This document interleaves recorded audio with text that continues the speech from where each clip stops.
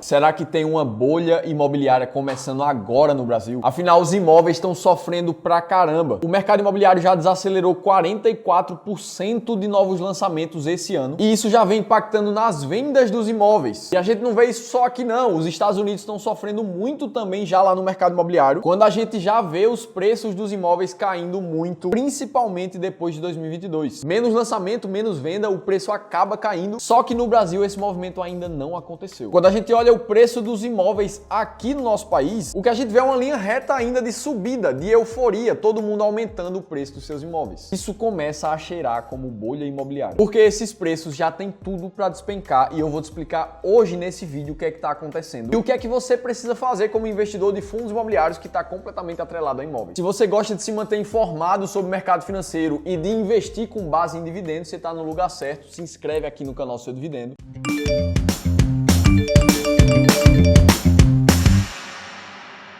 Se você não me conhece ainda, muito prazer, eu sou Felipe Almeida, sou planejador financeiro CFP, sou analista de valores imobiliários CNPI e a primeira coisa que a gente precisa ver no vídeo de hoje é entender o que é uma bolha sob a ótica do mercado financeiro. O cara que falou melhor sobre isso é um cara chamado Howard Marks, que escreveu o livro Dominando os Ciclos de Mercado, onde ele fala exatamente como é que os preços se movimentam ao longo dos ciclos na história do mercado financeiro. E boa parte dos ciclos de preços é explicado olhando para o mercado imobiliário, que costuma ser muito forte em qualquer lugar do mundo. Uma bolha, no final das contas, acontece quando o preço dos ativos está muito descolado do que eles realmente valem. Lembra lá da bolha de 2008, quando as pessoas estavam vendendo imóveis que valiam 500 mil dólares mais ou menos e vendiam a 1 milhão, 1 milhão e meio, 2 milhões. Aquele dinheiro não existia no final das contas. E o que acontece logo após o estouro de uma bolha é a queda repentina e muito forte dos preços. E todo mundo que colocou dinheiro nesse investimento acaba perdendo de alguma forma. Só que perceber uma bolha nunca é um trabalho fácil, porque afinal de contas o preço pode até estar caro dos ativos, mas ninguém nunca sabe quando os preços vão cair e por quanto tempo isso vai acontecer. Mas vamos olhar para o caso imobiliário aqui do Brasil para entender mais. Nos primeiros 3 meses de 2023, a gente viu 44% de queda no lançamento dos novos imóveis aqui no Brasil. Ou seja, os empreendedores estão menos confiantes para chegar e dizer: olha, tem um empreendimento novo aqui para vender para vocês. Isso está acontecendo menos. E se tem menos lançamentos, isso impacta diretamente na cadeia econômica do Brasil, já que a construção civil é uma das maiores geradoras de emprego aqui do nosso país. Não tem lançamento, não tem novos empregos. E isso alguma hora vai afetar o Brasil, mas a gente precisa lembrar que isso começou há uns 3 anos atrás. Lá em 2020, quando a gente viu um movimento de queda da taxa de juros no mundo todo. Tanto no Brasil, onde a gente chegou a uma taxa de juros de 2% ao ano, quanto nos Estados Unidos, onde a gente teve uma queda muito forte ali também em 2020 e passou um tempo com juros baixos. E em momentos como esse, o dinheiro fica muito barato na economia. Então fica muito fácil ter acesso a crédito e, consequentemente, iniciar novos empreendimentos imobiliários. E aí todo mundo começou a comprar e construir imóveis adoidado. Tanto é que a intenção de comprar imóvel nos próximos 3 meses chegou a 42% no Brasil. E o que a gente viu acontecer foi justamente pós 2020, o índice de preços de imóveis lá dos Estados Unidos teve uma curva ainda mais acelerada aqui, ó, batendo seu pico lá em 2022 e começando a cair pós isso. Enquanto que no Brasil, a gente também viu um movimento de aceleração aqui pós 2020, depois do crédito barato, só que até agora o preço do imóvel não começou a cair ainda aqui. Esse dado é atualizado de junho de 2023. E nesse momento a gente já conta com taxas de juros muito mais altas, tanto no Brasil quanto no mundo todo. Os Estados Unidos já subiram sua taxa de juros para o maior valor desde 2006. O dinheiro que estava barato agora está caro. Isso acaba desestimulando a compra dos imóveis também, já que a maioria das pessoas usa o financiamento para comprar. Só que com as taxas de juros mais altas, os financiamentos também ficam mais altos e as pessoas preferem esperar para comprar seus imóveis. Resultado, a demanda desacelera por parte dos compradores e os preços, quando a demanda cai, normalmente tem que cair junto. Por isso que a gente viu muita gente falando que a tendência dos preços dos imóveis é de queda em 2023 e a intenção de compra caiu pelo menor nível desde antes de 2020. Os Estados Unidos registraram bem essa queda, como a gente mostrou no gráfico ainda agora, e a gente já vê isso impactando diretamente os números do relatório da Câmara Brasileira da Indústria da Construção, a CBIC, onde os lançamentos caíram 44% agora no começo de 2023 e as vendas já caem quase 10% quando comparado do início de 2022. Esse movimento fica ainda mais claro pelo gráfico. Esse aqui mostra as unidades residenciais lançadas em novos projetos. Em 2021 a gente teve um boom de lançamentos, o que ficou muito mais ameno em 2022 e uma queda forte aqui em 2023. Além disso, a quantidade de vendas também teve um pico ali no começo de 2022, mas começou a ficar de lado e até a cair agora em 2023. Isso aqui também é realidade para o projeto Minha Casa Minha Vida,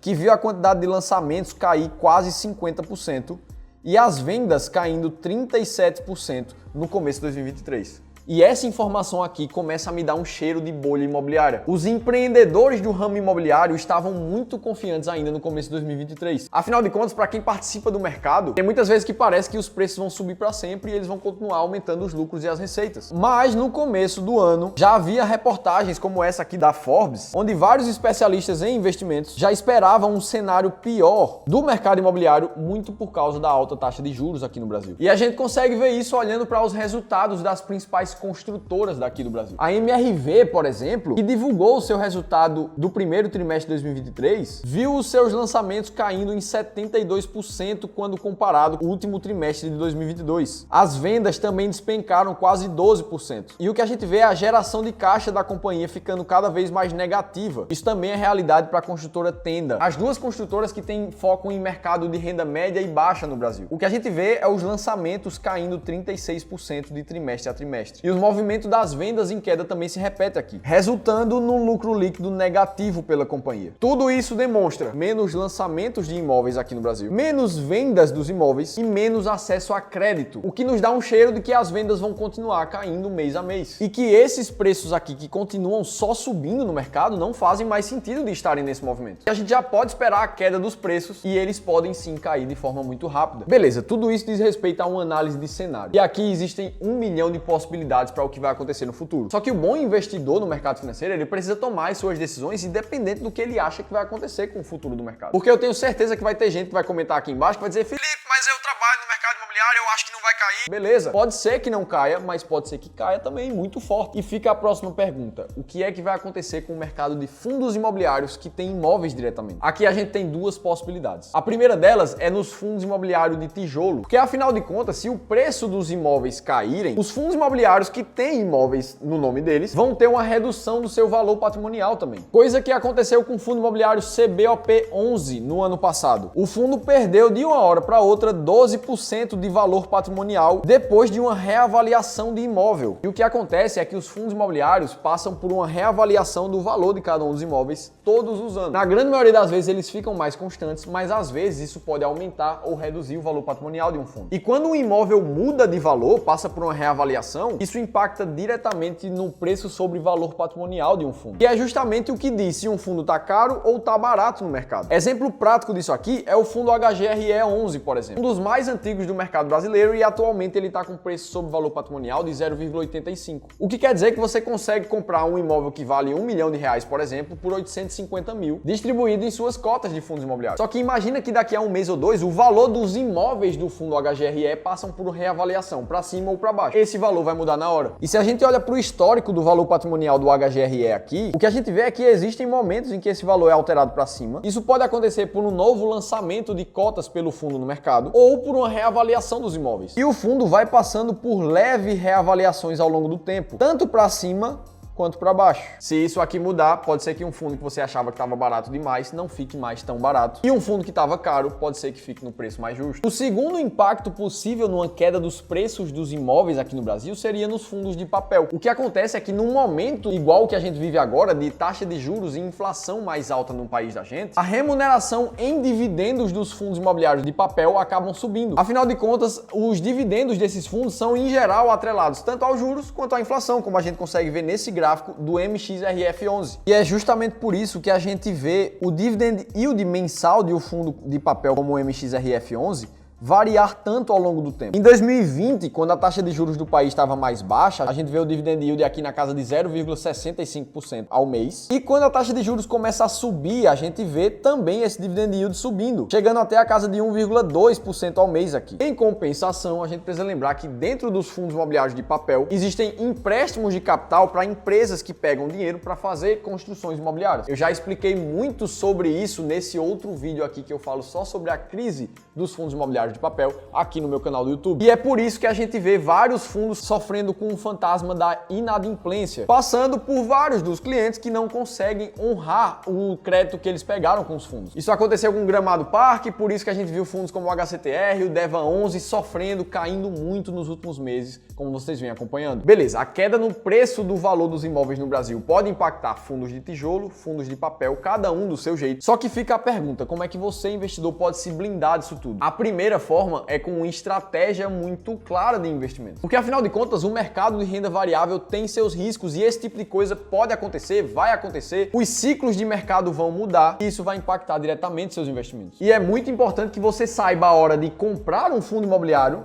principalmente se ele estiver no momento de baixa para você comprar mais barato, e vender os fundos imobiliários que se encontram mais caros no momento que os preços sobem demais. É exatamente isso que a gente faz na estratégia S-Rank, onde a gente busca comprar os fundos imobiliários que estão mais baratos e pagando mais dividendos ao mesmo tempo no mercado. Investir com essa estratégia deu um retorno muito positivo, uma vez que a gente conseguiu ficar acima do CDI e do próprio IFIX. Se você quiser conhecer 7 fundos imobiliários que estão atualmente dentro dessa estratégia, é só você clicar no primeiro link da descrição desse vídeo aqui que você vai ter acesso a esse PDF que está na sua tela, te explicando mais sobre a estratégia e te entregando os 7 fundos imobiliários de presente gratuitamente. E a segunda forma de se proteger de qualquer ciclo de mercado é usar a famosa diversificação, que nas palavras do próprio Markowitz é o único almoço grátis que a gente encontra no mercado. Por isso que a nossa estratégia de fundos imobiliários seleciona não apenas 1, 2 ou 3, mas 15 fundos imobiliários diferentes, com vários imóveis espalhados pelo Brasil, para que a gente consiga passar de forma branda por qualquer ciclo de mercado, independente se a bolha estourar ou não. Mas agora eu quero ouvir de você. O que é que você acha que vai acontecer com os preços dos imóveis no Brasil? Vão cair ainda mais? Você vai aproveitar? Me conta aqui nos comentários, e se teve uma única informação que desse vídeo fez sentido para você, deixa o like, se inscreve no canal. Eu vou estar te esperando aqui no próximo conteúdo.